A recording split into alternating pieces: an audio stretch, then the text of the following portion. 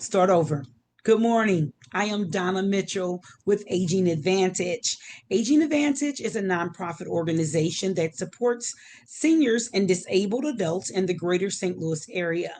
Through local grants and donations, we are able to provide these educational talks to our clients and their caregivers. And today we are going to be back again with another session with from Margaret Cook. We are doing a 6 series, and this today or this week, today and Wednesday we're going to wrap it up. It's going to be it. So today is number 5 that we're doing, and that's going to be after caregiving, reclaiming and recovering.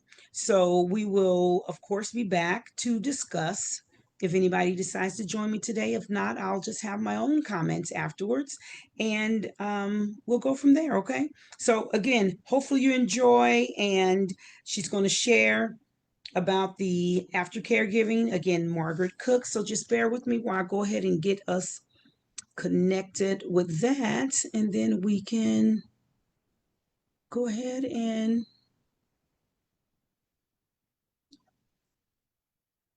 get me off of here so I'm not the main person that's talking. How about that?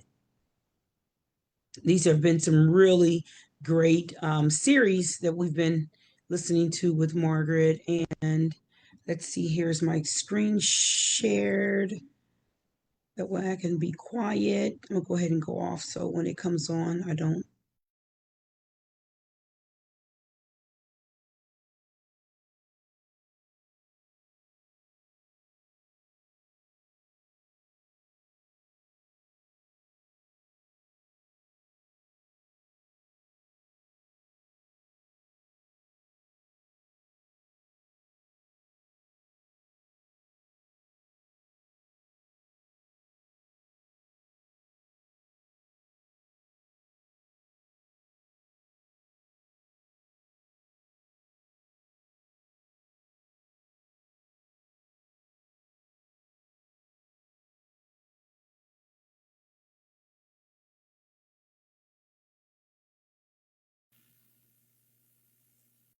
I'm Margaret Cook, and I'm here to talk to caregivers who are facing the end of their journey as a caregiver. Not because they won't be caring anymore, but because the person that they are caring for is moving to a different state of care, or because they've reached their journey's end. I'm Margaret Cook, and I'm a licensed professional counselor in the state of Missouri. And it is my pleasure to talk to caregivers and to encourage them on this journey that I've compared to a road trip, one that works best when it's well planned and when you have time for the unexpected things that happen along the way, as well as being prepared for reaching the destination. In this conversation today, I'm going to acknowledge that caregivers experience some of what I'm going to talk about when the person enters a skilled facility. But most of what I'm going to talk about today has to do with the experience that caregivers have when the person they've been caring for dies. When we sign on as caregivers, we all know that that's the journey we've signed on for. But few of us can really anticipate the way that all of that will play out for us, emotionally, spiritually, and even in terms of the event of the loss itself. I think it's important to have people who will talk about this with us. Believe it or not, the more you talk about it before it happens, the better off you'll be. If you're listening to this program after your journey as a caregiver has already ended, this talk is for you too. Talking about it after it's happened is just as important. In my work with people, I want you to know that we often can see this journey's end approaching. Someone that we're caring for begins to sleep more, or they have more declines in their health, or there are other clues that the end is coming near. And as that happens, there's a part of us that wants to resist that wants to demand that it won't really happen. There's a part of our denial system that says, not this. And yet, in every life, there is a time appointed to be born and a time to die.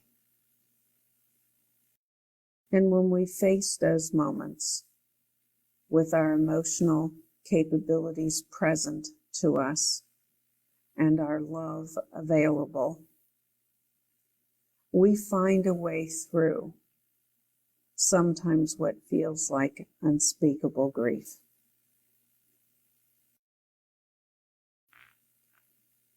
This journey teaches us the value of our life while we are living. For all of the days in our own life that remain after we've lost someone significant, we recognize that we're not permanent. Finding our own mortality in loss is a part of what helps us recover. I want to talk a little bit about that idea that we can see it coming. Some of us have been fortunate enough to be caregivers to people who had illnesses that progressed across time. And we had that time to say goodbye and to express our love and to be present and to share life with those people when they were on a journey that was leading them beyond this life. Sometimes those losses are a little bit easier to cope with, as much as any loss could be easy to cope with, because none of them are. Each loss is different. Each time we experience grief, we do it a little bit differently. We find our way somehow, but it's never the same way. If you're in a role as a caregiver for someone with a terminal illness or a progressive chronic disease that's leading to an end, I want you to know that we're here with you, that we're thinking about that journey and the pain that you're experiencing with recognizing that this is where that ends. And at the same time, I want to assure you that when it does end, you'll find a way to reclaim your life, to recover from the loss, and to build a new life. It may be very different than the life you had with the person you're caring for, but you'll find a life. And you'll live well because the person you're caring for would want the best for you. They would want you to be happy again. They would want you to find a way to feel the joys and the triumphs of life, even though in some ways they won't be there to share them with you in the same way anymore. If you're fortunate enough to be in a caregiving relationship where you can see that end coming, be sure and take time along the way to put in the bookmarks. In some of these other sessions that I've prepared, we've been talking a little bit about caregiving as a road trip. And in one of the other sessions, I said it's like putting little sticky notes in your triptych, reminding you of the things to see along the way. When you see the end approaching, be sure and put those sticky notes in Be sure and take time to tell the stories, to reminisce about the great adventures, and to remember to say and to share the things that will mean the most. Because when your loved one is gone and you look back, those sticky notes and bookmarks will be the things that you treasure, that you were so glad you were able to do that. And you're so glad that you did that intentionally so that you had those memories that you made just to look back on. Perhaps you're a caregiver and you didn't know that the end was near. Or perhaps you've become a caregiver to someone because someone else died suddenly. These sudden losses are sometimes the most disorienting. And so I want to take a few minutes just to talk with those who are experiencing sudden, tragic losses. Our mind is a wonderful thing. And a part of what our mind does is that it tries to make sense of things that don't make any sense. Our brain is learning when we grieve. It's learning what our life is like without someone. It's learning how to put what we had with them in perspective. It's a time of great adjustment. The first year after a major loss is not only psychologically taxing, but it's physically taxing as well. If you've become a caregiver to someone because there's been a sudden loss, take great care with your own mental health and your own physical health, and make sure that you pay close attention and take great care with the mental health and physical health of the person that you're caring for. A sudden loss can be shattering, and it takes us time to pick up the pieces and to put our life back together. It's important as people grieve a loss, whether that loss was a long time coming or one that happened in the blink of an eye. It's important for people to feel that they have some resources when they're grieving. I've been doing work with people who are grieving for all of my professional career. And I want you to know that even when they don't use the resources, knowing that they have the resources makes all the difference. So I want to encourage you to keep a little list somewhere of the resources that you can use for your grieving, so that on those days where the grief seems to overwhelm you or where the feelings seem to incapacitate you, I want you to know that there's a list of resources that you've made that might be helpful. Typical resources that people use may be some of the great books that we have that are written about grief. One advantage to a book is that sometimes it's a comfort because it's there on your shelf, even if you never read it. Another advantage to a book is you can read what you want when you want. It can be there for you 24/7, and you don't have to read the whole thing cover to cover. As a matter of fact, I would say that I have read a fair number of grief books that are organized in such a way that you could pick them up and just read a section. Read what you need when you need it. In addition to books, one of our greatest helping resources in grief would be the people in our life, our friends and relatives, people who know us and who love us and who care about us. Be sure and talk with them. Be open with your feelings and your emotions to allow them to come close to comfort you emotionally so that they can understand what you're going through. If you have friends or relatives or people that you're close to who have experienced great losses, those may be the people who understand the most and who are most comfortable when you're experiencing exceptional emotions or intense opportunities where the emotions well up in response to that great loss. In addition to books and our relationships, we may find this as an opportunity to develop new relationships. Perhaps you want to join a grief support group.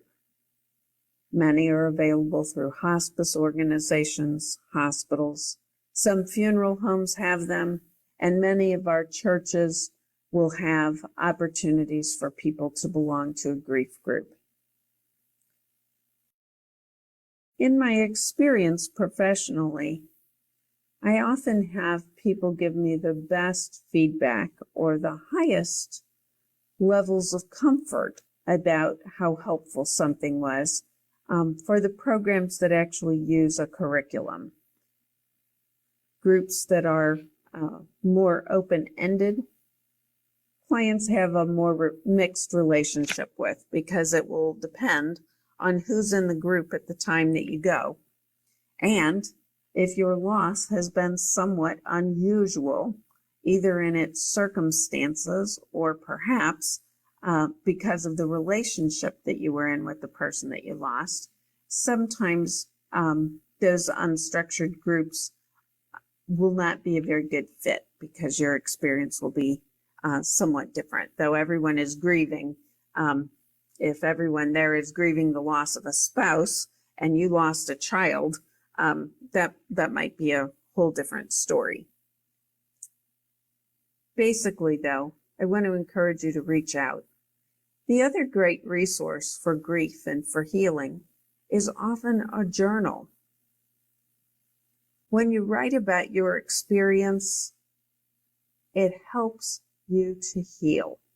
So you may write letters to your loved ones, you may write your favorite memories, you may write the things you wish you could tell them today, you may just write about your feelings, and you may just write about something else entirely that you're thinking about during grieving. It might be that you're writing about your garden. It might be that you're writing about a trip you're planning to take. It's that you're intentionally writing about your experience. And that can be a great facilitating tool for grieving. You might want to even write in that journal about all of those bookmarks that you had in the triptych.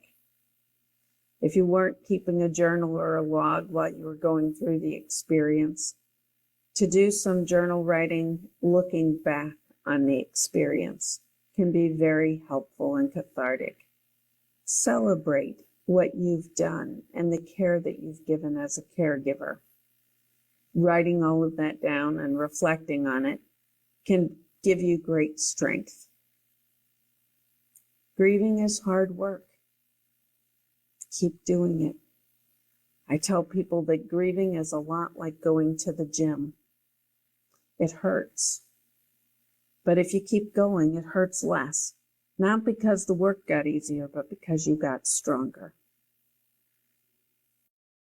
In all of life, we will all experience loss. And all of us who experience loss will experience grief. And if you learn to grieve well, you'll be prepared for the life ahead of you. As I get older, I realize that there are more opportunities for grief, more than I ever had at a younger age. And I experienced grief in fairly young ages. But as I get older, the grief experiences come more often and sometimes more profoundly. Being able to grieve well gives us strength and resilience to go on and live our life again. And it also opens us to being able to help and to stand alongside those that we know who will also grieve, whether they're grieving the same loss that we are or another loss when one comes into their life. I want you to recognize that once you enter into this process, you're deputized to go out and help others. And if we all help each other through this, it helps us to realize how important it is for us to lean on each other. We can care one for another. And if all the caregivers care for all the caregivers when they experience their losses, the world will be in good shape. Grieving well is a gift. You must have done. I hope that you'll be able to give it to yourself. I hope that you'll find that through the support that you need, that you reach out for, and that you garner from others, that you'll develop a strength, an inner strength that will buoy you through the difficult days and months and years ahead, where that grief will come and remind you of that loss, but also remind you of that great love that you had. It is because of our great love that grief becomes such a profound experience, and none of us would trade one for the other. We wouldn't want to love less so that we would grieve less, and we wouldn't want to grieve less if it meant we wouldn't love. The most important thing when grieving and reclaiming your life, or rebuilding your life, or redefining your life, is to take good care of yourself, to recognize the things that you can do that allow yourself to recover mentally, psychologically, spiritually, and taking good care physically. Keeping up with regular doctor appointments, eating well, trying to rest well, being able to exercise regularly, and then finding some way in your life that you will carry on something for that other person, the person that you were caring for, or the person that you lost that made you a caregiver to someone that they were caring for. Find a way to carry on for them. That helps you to make meaning out of your experience of loss. It gives you some place to focus a little bit of that energy. And it gives you a way to make the world a better place. If you've become a caregiver because of the loss of someone who was giving care to the person you're now going to care for, that's an easy way to see that you carry on for somebody else. If that's not the situation you're in, look for something that was meaningful to the person that you lost, or look for something that would be a particular honor to them and to their legacy, and look for a way then to do that. Many years ago, I had a friend, and we were in a group together, and I really appreciated this woman, and I thought the world of her. And she was a great gardener, and I do not have that skill. Nope, not one bit. And one year, my friend brought some bulbs to our group, and she distributed them to us. She had pulled up her bulbs, and she passed them out to everyone in the group. And a few years later, when she passed away, we were all so glad that we had those bulbs in our gardens. And to this day, those bulbs have continued to grow in spite of me. And every year when they first bloom, I contact anyone who's still alive in that group, and we exchange photographs of our beautiful flowers that are a gift and a memorial to our good friend. Those are the kinds of things that we can do that help us through grief, that help us to make meaning, that give our mind and our hearts the support that it needs to come through that great loss, to feel the feelings, to experience the magnitude of what it means to have our life change when someone that we care about deeply is no longer available to us. Recognizing that and being able to be open to that is such an important part of coming through grief. And after your caregiving job has ended, you not only need to grieve, but you often need to recover and reclaim your life. If the loss that you've experienced happened in some way that was traumatic or difficult, you'll need to process that experience. In some of these other sessions, I've encouraged you to recognize when you need professional help. And I want you to know that you should never hesitate to get professional help if the circumstances of someone's death were traumatizing to you. And you can tell if they were traumatizing because it's too difficult to process. Maybe you have flashbacks. Maybe you have times where there's a sudden, overwhelming sense of what should have happened that didn't happen. When those kinds of things happen, please go and get professional help. If you have access to an employee assistance program, those sessions would be free. People who are working, many employers provide employee assistance programs. Otherwise, use your insurance card, look on the back. There's frequently a separate number for mental health or behavioral health services. Go and get professional help. As you recover from the loss, you'll want to rebuild your life. Build in those things that allow you to do the things that you enjoy. Maybe even some of the things that you didn't have time to do while you were a caregiver. Maybe some new things that you've never done before.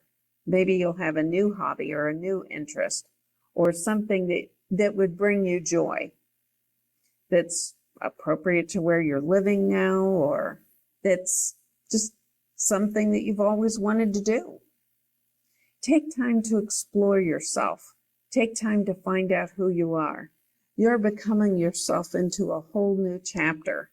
And this is a great time to look at how that story will be written. Each of our lives is a story that we have a part in writing. And it's also okay to know that sometimes you'll need to edit. There's a little bit of proofreading sometimes, and we take a few things out here and there.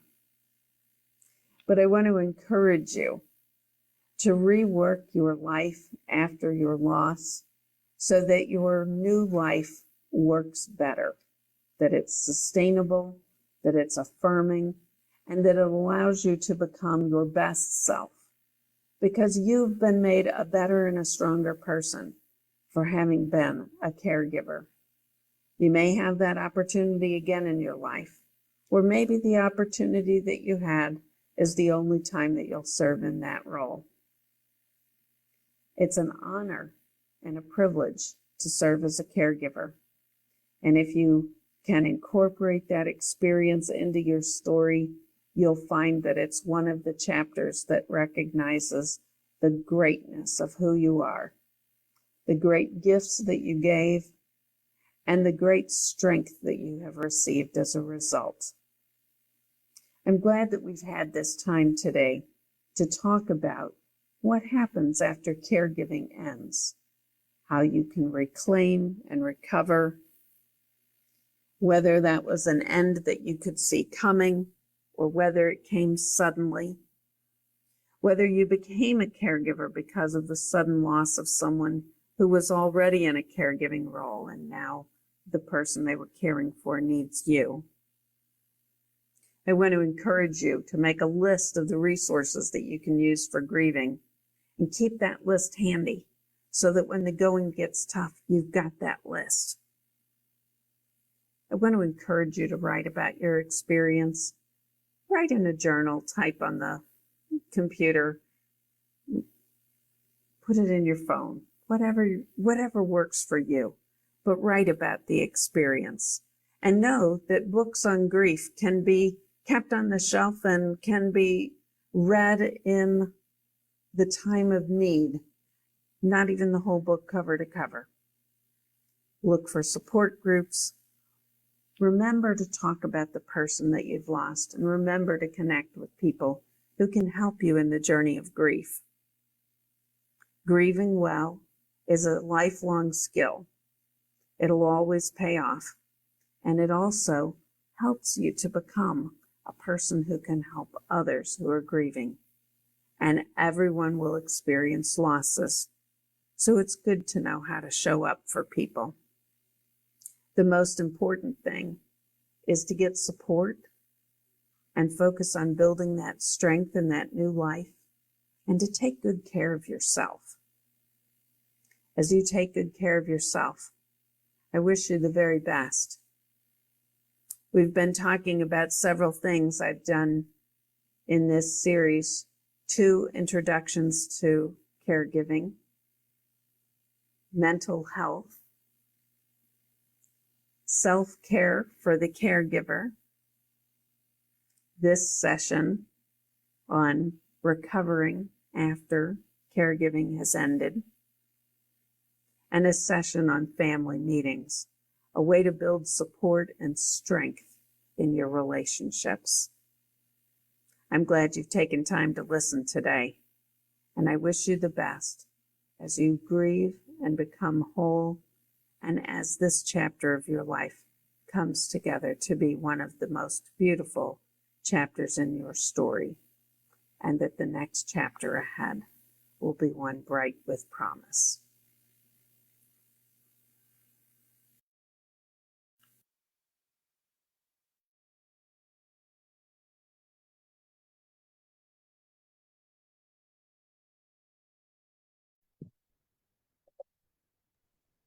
Well, hello, Hi. everyone. People have joined in today, and glad to have you guys and joining in. And that was the 5th session on our caregiver roadmap with Margaret Cook, and it's been great. Another great day session today. Looking forward to Wednesday. It's going to be bittersweet because that's going to be the last of our 6 series, and I'm excited to hear what she has to say about that, because it's talking about family. Is it family? What Family was it? meeting. Family meetings, exactly. Thanks, Rachel. And but I don't today, think any of us has a screwed up family that we need to think about. I know, right? But hopefully it can give us some type of insight when we go through things in our families. If we haven't already experienced, if we ever have to come on and embark upon something, it'll give us some tidbits and nuggets that we can use, and hopefully it helps us out. But as of today, I wanted to kind of enlighten a little bit on when she talked about receiving and giving support. I've always found myself being a supportive person, so that's like a strong suit of mine.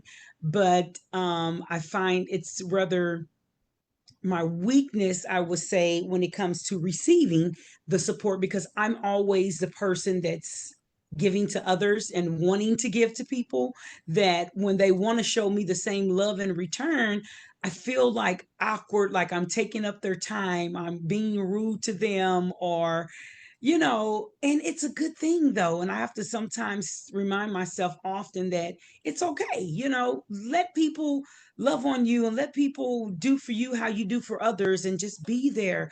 Um, Somebody told me one time it's a part of being prideful or something. And I don't never look at it like that, because I'm not looking at it as if I'm too good or I don't want it. It's just I feel like I'm infringing on somebody else. They're taking out their time for little old me. I'll be okay. I'll get through it. But it's very, very, very helpful though when you have people in your corner, people that are supporting you as well as you're supporting others, because it helps you to navigate through whatever it is that you're going through. And you'll find out too, a lot of times you're not the only one that has experienced these different experiences, and it just helps out. So I appreciate it, get that again, Margaret. I feel I like do. we were talking about this, maybe one of the other ones, or I was just having this thought, but going with what you're saying is a lot of times we're just doing and doing and doing it, and we're so busy doing it that we don't ask, or if we do, our people kind of come and say, "Oh, well, let me know if you need anything." We're like, "Okay, yeah, yeah, yeah," but then you don't circle back to it, or they never even come back and say because we don't specifically say. And Right. if we know that we need this, that, or the other, if they said it, it'd be like, "Yeah, it'd be great if you could stop and buy da da da da da." So, but sometimes when they're asking, we're not aware of that we need it. A lot of times we're just not slowing Yeah. down to even think about it. Yeah, because we get so busy with doing things of our own, and especially when you are the person taking care of someone, and it could be whether it's your loved one or just one client that you may have, and you're responsible for them. When you're so used to giving so much of your time and attention to that person, once they're gone, it's kind of difficult sometimes to reclaim your life back because you may have been doing this for so long, for many years. It's like, okay, let me sit and process what has just happened. And now what am I going to do? And we have to start. That's a part of self what is it, the self-care that we had earlier last week with Margaret, or the first week I think it was. And the self-care is, okay, taking some time out for you to think about what you're doing, how you're going to process things, how you're going to move forward with things in your life, what's healthy for you. Do something that you like to do, something that you enjoy doing, something that you want to do, and feel no shame in doing it, because you've worked so hard to take care of others. And now it's time for you to look after you. And that's very healthy. And we have to remember that.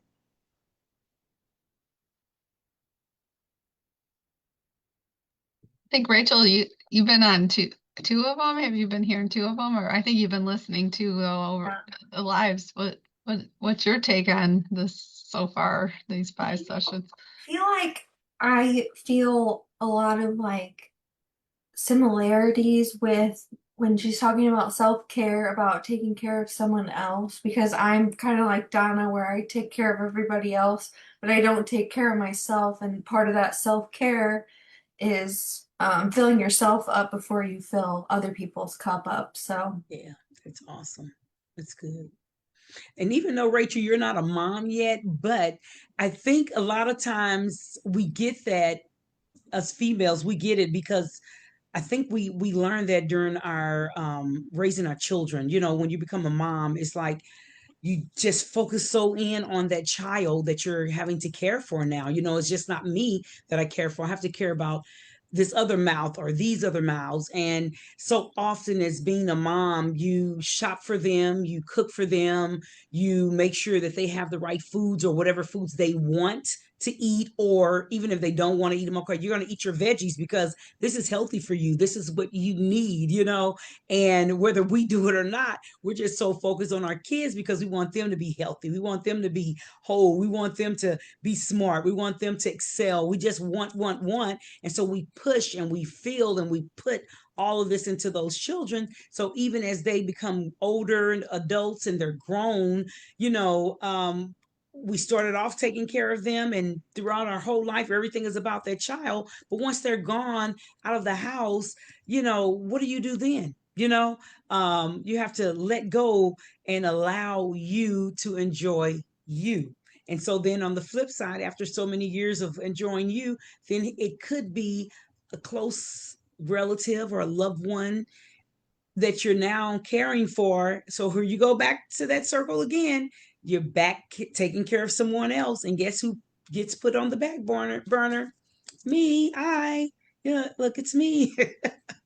And so, you have to learn how to really set boundaries for yourself when you say, okay, enough is enough. Or if I'm doing this, then take a vacation. Vacations are very healthy. Okay, I'm going to do this for a whole 6 months, and then I'm going to take me 3 days off, and, along with my weekend days off, and I'll take me a little short trip somewhere. Or even if I don't go anywhere, I just want to bum around the house and be lazy. Hey, so be it. Do it. Whatever suits your shoes, and whatever's going to help you to stay healthy and whole. Do it. That's what I say. As long as it's within reason, of course. But yeah, why not? Anything, Rachel? You about to say something? Yeah. Yeah, I just Yeah. think that's awesome because I feel like that like accountability towards like my husband and my parents and like aunts and uncles, and so like I understand what you mean about are they eating? Are they okay after the storms? Like all these different things that you have to be accountable to. Yeah. That's it. It's great. It's great. Well, I'm looking forward to it again. Family Matters. That's a big thing for me on Wednesday. The reason I'm so excited because I don't know why I can't keep up with my siblings. Is it 8 of us or 9 of us? Because I know we always kept up with it when we were little, when we were the Brady Bunch, and then we had another sibling. So we were like, okay, who are we now? We didn't have anything for seven. Then eight was enough. So I think yes, 4 girls and four. So it's eight is enough. Eight is enough for us. So with me and my siblings, by being so many of us, different things that we did experience when we lost our mom and our dad, and then now it's just the siblings. It's like, okay, we know we all gotta go, but we don't want to think about who's going to be the first sibling. And I just hope and pray we can just stay forever till we all become 100 and we don't know how to think anymore or something, possibly. Then we can just, okay, go ahead and go to your resting place. But I'm excited to know and learn what she has, because I think it's something that I can help with my siblings, and help educate them, and me to just be that strong sister, or that one that's supportive for them. So I'm looking Yeah, forward to it. that's a lot of people, and plus with that, it gets a lot of opposing views, and you can use good tips because if there's eight, then there's a big wide range of ages too. So Yep. that wide range of ages looks at stuff in a different manner. Yeah. Then you got the spouses input, and feelings. So yeah, it can become a lot. It can become a lot. So I'm excited. And I know she's going to have some good information, because every topic she's talked about thus far has been phenomenal. So I'm really looking forward to it. I am. And So hopefully I'll see you guys on Wednesday as well, yep. 12 o'clock noon. Come on out, invite others if you want, if you can. And 12 o'clock. We'll be right back here. Same time, same place. It's a different day. All right, guys. Thanks so much for tuning in.